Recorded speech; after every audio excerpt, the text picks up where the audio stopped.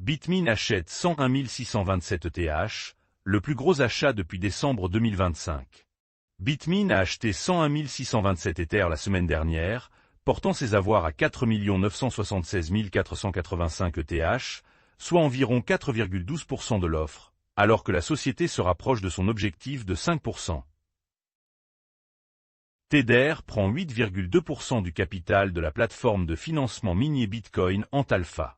L'achat intervient alors que l'émetteur de stablecoin étend ses investissements dans l'infrastructure cryptographique et les services financiers, y compris dans Caio, également annoncé aujourd'hui. Un an sous Paul Atkins, la position de la SEC en matière de crypto montre une rupture avec le passé. Alors que le régulateur sous Atkins a abandonné plusieurs poursuites contre les sociétés de cryptographie, la SEC attend toujours l'adoption d'un projet de loi sur la structure du marché pour clarifier son autorité sur la cryptographie. Bibi dirige le financement de la plateforme cryptographique à double licence ATA en Malaisie. Le financement soutient une plateforme à double licence alors que la Malaisie élargit son cadre réglementaire pour les actifs numériques et la tokenisation. John Oliver de Last Week Tonight dit qu'il n'apaisera pas les utilisateurs des marchés de prédiction. Dimanche, l'animateur John Oliver abordait la réglementation, les lois et la manipulation du marché. Les plateformes de marché de prédiction ont occupé le devant de la scène lors de l'émission Last Week Tonight de HBO. Le gestionnaire de risque Aave modélise deux scénarios de créances irrécouvrables à partir de l'exploit Kelp DAO. Le premier scénario est beaucoup moins cher mais comporte le risque d'une réduction de RSETH d'environ 15%, tandis que le second est plus coûteux mais protège mieux le réseau principal Ethereum et concentre les pertes au niveau de la couche 2. Un législateur de New York propose un « dividende de l'IA » pour remédier aux pertes d'emplois potentielles. Le dividende proposé pour l'IA serait financé par des taxes sur l'utilisation de l'IA et des participations dans des sociétés d'IA, payant les citoyens américains si l'automatisation déplace de manière significative des travailleurs. Le protocole de paiement AI X402 de Coinbase lance une boutique d'applications pour les agents IA. Le protocole de paiement X402 AI de Coinbase a lancé Agentic.market, une plateforme où les agents IA peuvent découvrir et utiliser des services adaptés à l'IA.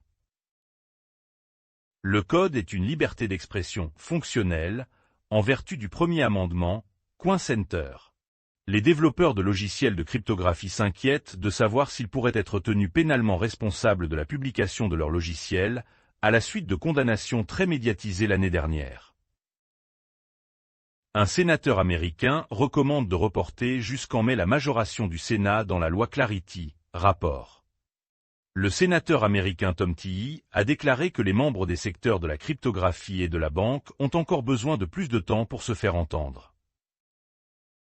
Arbitrum gèle 71 millions de dollars d'Ether connectés à l'exploit Kelp.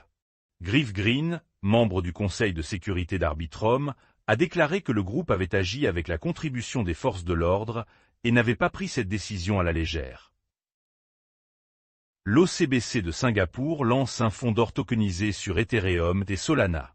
La valeur des actifs tokenisés du monde réel sur les blockchains publics est estimée à plus de 29 milliards de dollars, en hausse de plus de 10% au cours des 30 derniers jours. Les banques européennes utilisent Fireblock pour obtenir des pièces stables en euros conformes au MiCA. Un consortium européen de 12 banques dirigé par Kivali s'associe à Fireblock pour développer un stablecoin en euros réglementé sous MiCA, dont le lancement est prévu au second semestre 2026.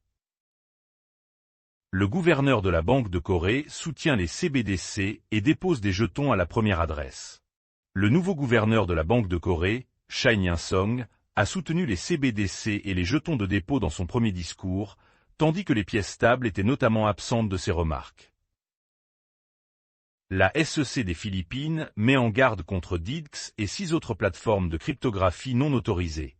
Les promoteurs de plateformes signalées s'exposent à des amendes pouvant aller jusqu'à 5 millions de pesos philippins, 89 000 $, ou jusqu'à 21 ans de prison en vertu de la loi philippine sur les valeurs mobilières. Les fraudeurs exigent de la cryptographie aux navires bloqués dans le détroit d'Ormuz, rapport. Les compagnies maritimes bloquées près du détroit d'Ormuz seraient la cible d'escrocs se faisant passer pour les autorités iraniennes, exigeant du Bitcoin ou de l'USD pour un passage sûr. L'attaquant de Kelp DAO déplace 175 millions de dollars en Ether après un exploit. Arkham.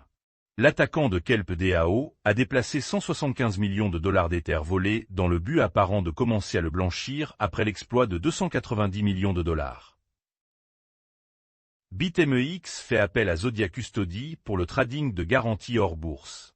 BitMEX s'est associé à Zodiac Custody pour permettre le trading institutionnel de dérivés cryptographiques via des garanties hors bourse détenues en conservation séparée.